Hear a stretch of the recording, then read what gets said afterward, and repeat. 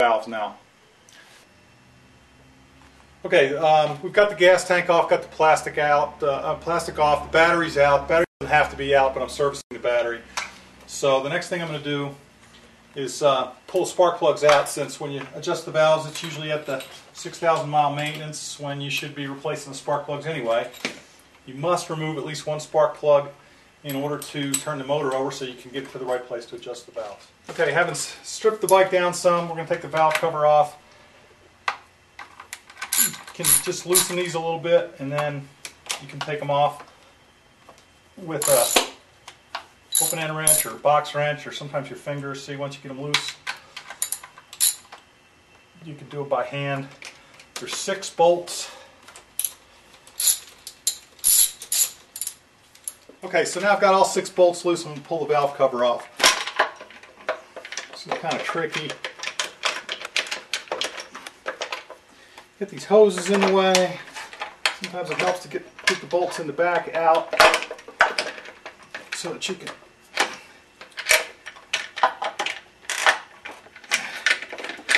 get the valve cover out of your way. Now, some people remove the valve cover completely. I just kind of let it hang out of the way. Okay. Okay, now. Okay.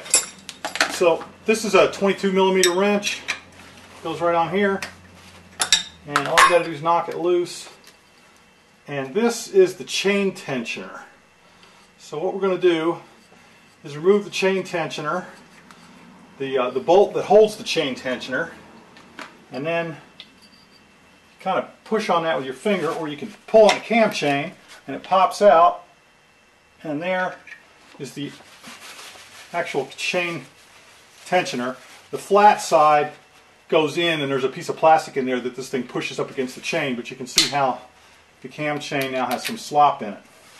Okay, so this bolt is the cover bolt for where the crank stop bolt goes. So we've got to get this thing out.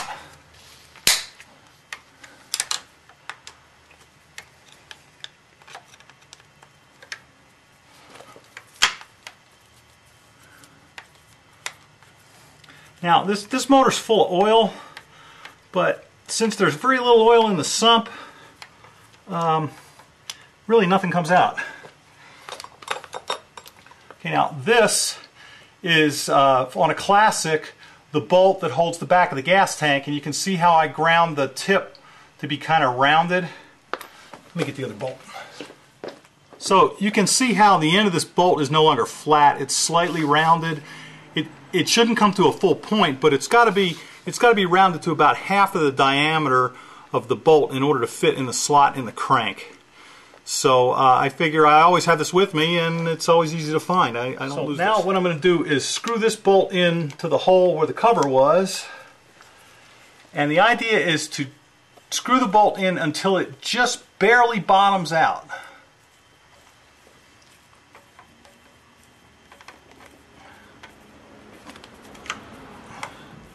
Okay, now when the bolt bottoms out, you want to back it off a little bit, because, bring the camera up here.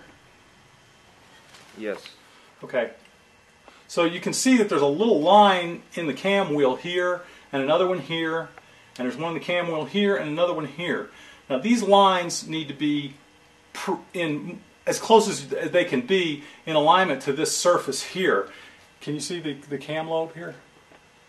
Yes. Okay, the cam lobe is pointed up, and this cam lobe, when we rotate the engine around a little bit more, will also be pointed up. You can see how when these lines are all parallel, the cam lobes will either be up or they won't. If they're not up, then the engine is not at the right place to valve adjustment. Started. Okay, so at this point I put it in second gear, and I've got a wrench on the crank stop bolt, and I back it out a little bit. And if you look at the cam wheels, you can see those lines coming around. And every time I move it a little bit, I take the crank stop bolt. Aha! Now, suddenly the wrench turned a turn and a half, and the crank is now locked. Okay, you don't want to really torque this down, just want to snug it in there. So now the crank is locked, and no matter what I do with the rear wheel, the cams aren't moving. So now the motor's locked and we can start to check the valves. Okay, we moved the camera to the other side of the bike. Now, I don't know if you can see this or not, but I've got two feeler gauges out. For the Classic, it's 4 thousandths and 6 thousandths. 4 thousandths, the tighter one's for the intake, and the bigger one, I'm sorry, both valves are the same. There's a minimum clearance and a maximum clearance, so it's a go, no-go test. So what I want to do is I want to make sure that the 4 thousandths goes in all the valve between the cam and the shim, and that the 6 thousandth does not. So here we go. Okay, now this is pretty tight, and I think this one's too tight. I can't really get the shim in there, so we're going to have to do the right front intake. So this was 4,000. This is the 4,000th. Okay. So now we're going to do the other exhaust. You can see how there's a slot here. Can you see the slot? Yep. Okay. It's a slot that the shim would go in. Okay. I'm pushing on this shim, and I really can't slip it in there, so both my exhaust valves are too tight. Okay, now I'm going to check intake valve. Okay, 4 thousandth goes easily, and the 6 thousandth doesn't go. So that intake valve is good. And check the other one through the slot. It's better if I come around there. Go through the slot.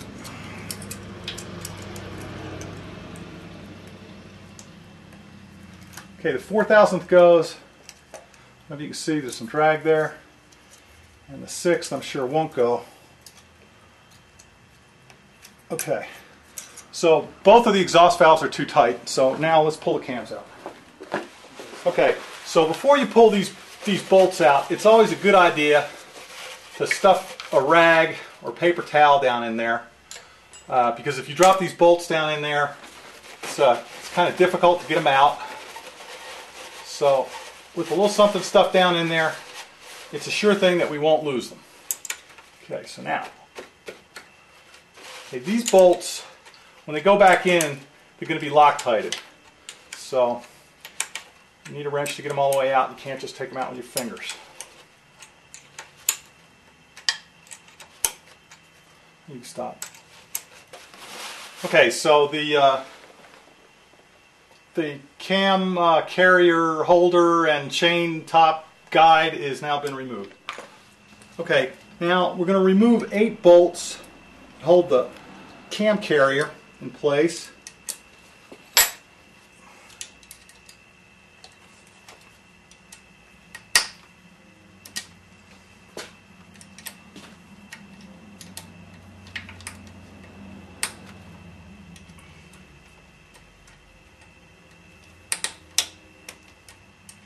I like to crack them all loose first, about a quarter turn or so, before actually removing any of them. I don't know that it makes that much difference, but it makes me happy.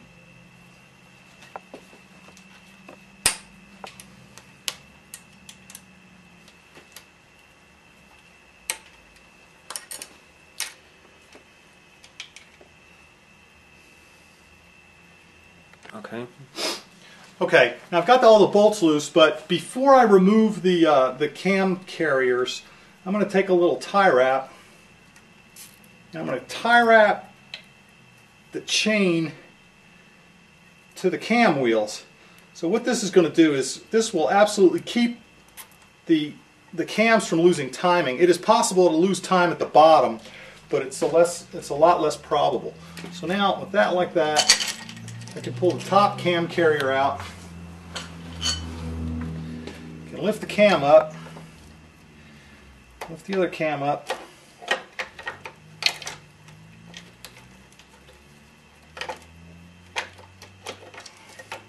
Okay, with the cams up out of the way, I can pull the bottom carrier out.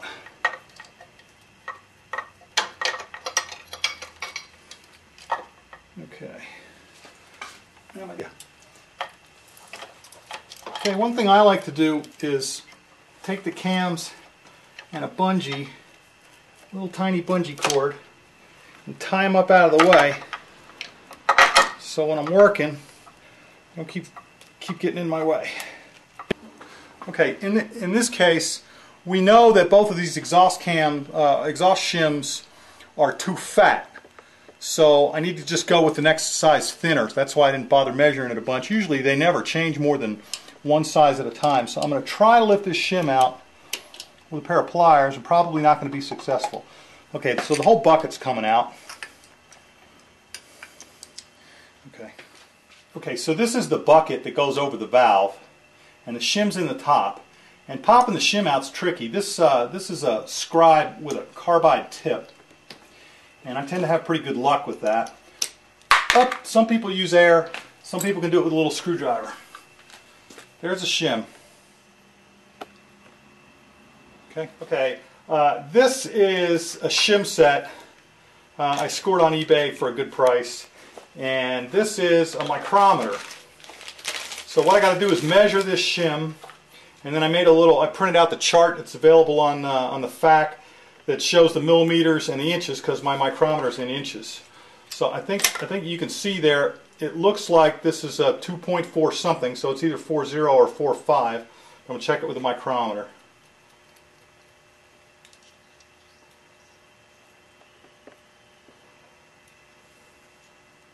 Okay, so we measured 0.0962. So if you look here, 0.0965 is 245, and since this thing looks like it has a 4 on it, looks like 2.4. We're going to go with a 2.40 shim. So I go to my shim box, and it's 3 down, and pick out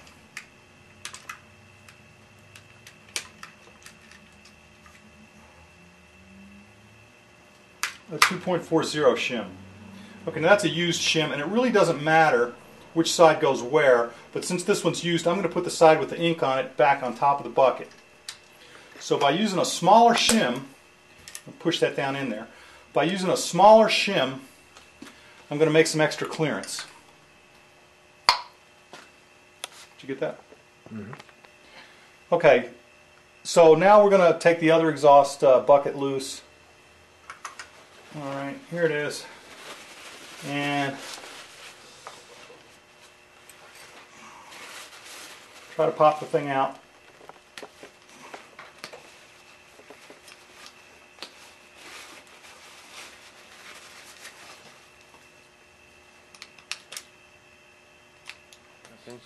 Hey, one other. I've also had good luck with this tool. You can see how the shim is moving. There we go. Alright, so got that out.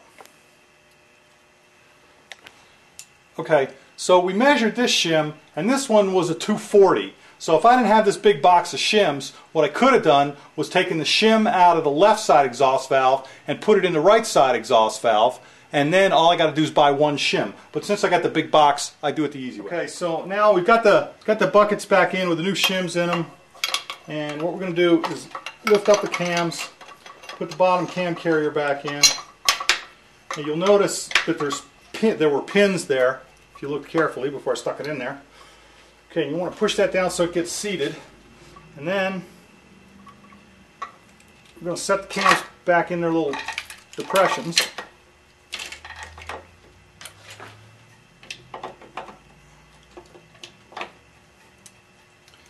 Okay. Oh, I definitely lost time. Okay, so when I got the cams back in, I came back around and I looked, and the lines are off. So that means I lost time. So the cam chain has come loose from the crank sprocket when I was jockeying stuff around. So what I need to do is pull the cams back out, kind of jiggle the chain down there, and pull them up and try it again and see what happens. So this time, well, I can't see. Not quite. I went the wrong way. Alright, so we're going to go the other way.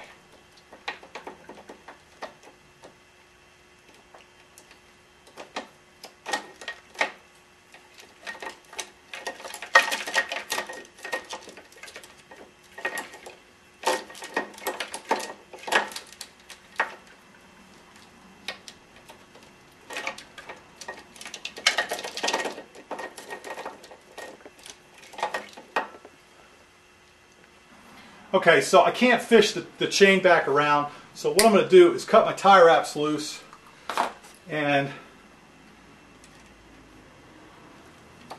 I'm going to pull a cam out, and I'm going to say, there's one tooth, there's a second tooth. Did it get better? No. Okay, 3 teeth. Oops. 4 teeth. Okay, it's almost there, but not quite. So, that's a 5th tooth. And that looks pretty even there. So now I've moved it 5 teeth. I'm going to get the exhaust cam.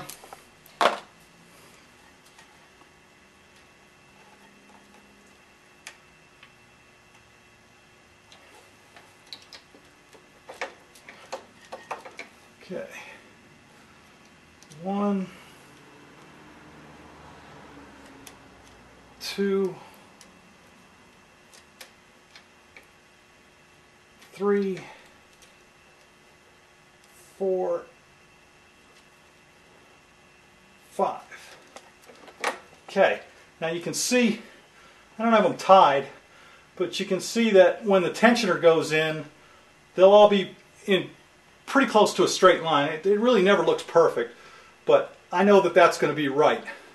So now I'm going to put the top cam carrier top in there.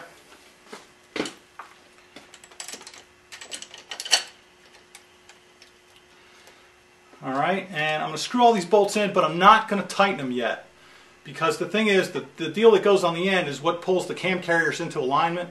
So I'm going to tighten up these bolts till they're just barely snug, and then I'm going to put the side deal on, and that pulls everything into alignment, and then I tighten the top ones back up.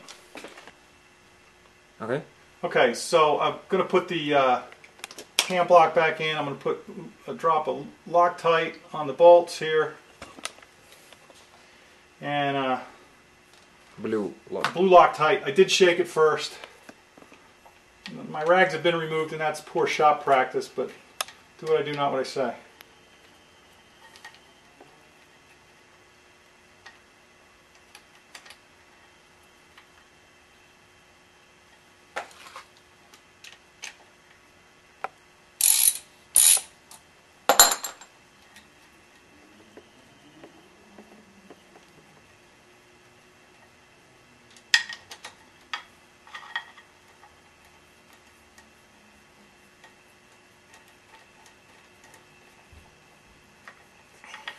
We still rolling?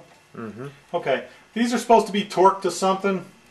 I don't know. I do a lot of stuff by feel. Just kind of snug them up. You got to remember it's a steel bolt and it's going into aluminum, so you don't want to strip it, or you bought yourself a lot of problems. So, okay. Got those guys tightened up, and now I'm going to put the chain tensioner back in.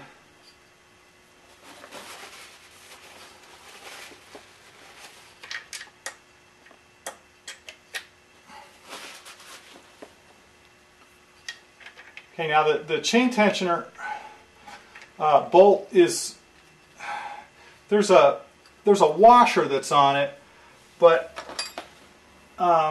what I do is I just put the thing in there and screw it in. We've got to turn the motor over at least 1 full turn before we verify the valve adjustment, because what happens is some oil gets under the new shims and keeps them lifted up, and you get false readings unless you turn the motor over at least once. So what I do is I just put this in here, turn the motor over, check it again, then I'm going to take that back out and put some sealant on it. Okay, but before we do that, we got to tighten up the top ones.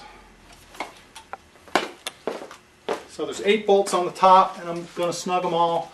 Again, I'm sure there's some torque spec on this, but I'm going to make them all just kind of snug, and then I'm going to go around and tighten them until I think they feel right. Okay, so what I got to do in order to turn it over is loosen the crank stop bolt. So I'm going to loosen the crank stop bolt up a bunch of turns. Okay, so I'm looking at the cam,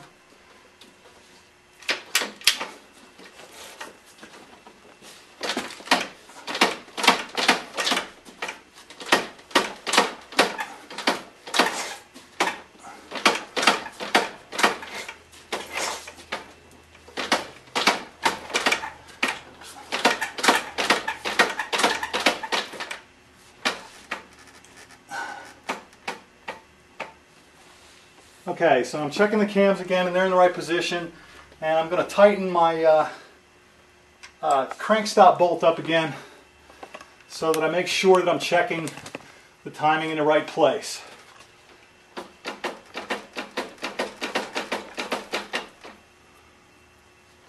Okay, so now I got another turn and a half or so on my crank stop bolt, and I know that, okay, it's locked in place. Let me get my feeler gauges and check again. Okay, so we checked them again after rotating the engine around and everything's good. Now, what I like to do is wipe this mating surface off all the way around. And the thing is, there's a couple of pockets in the head where oil resides.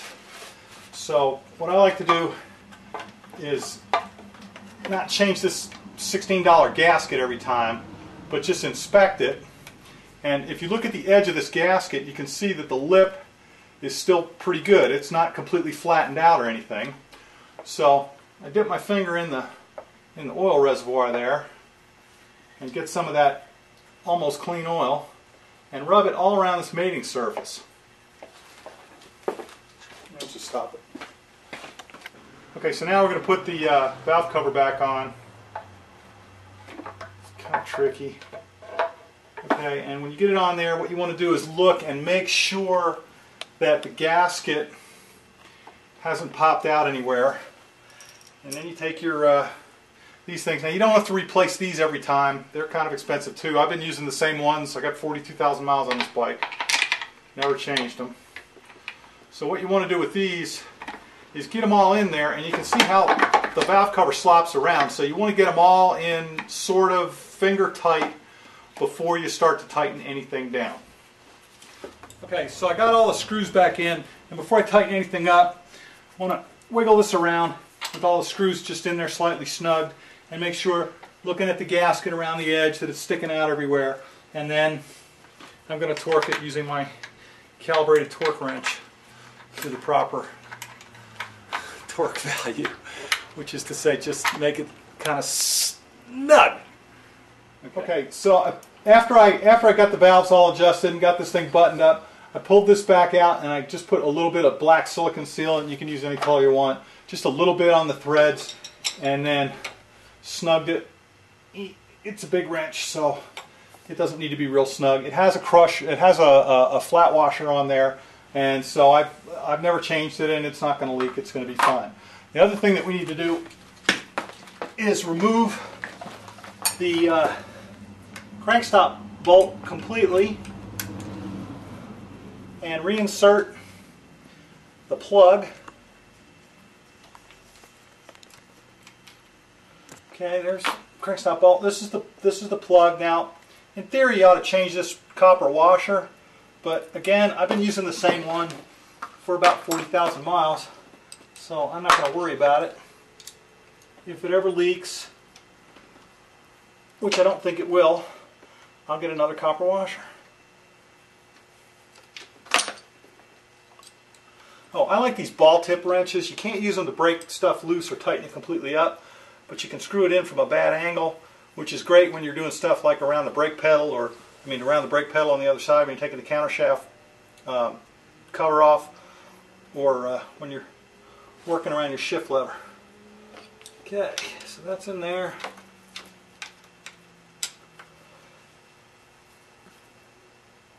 And that's snug.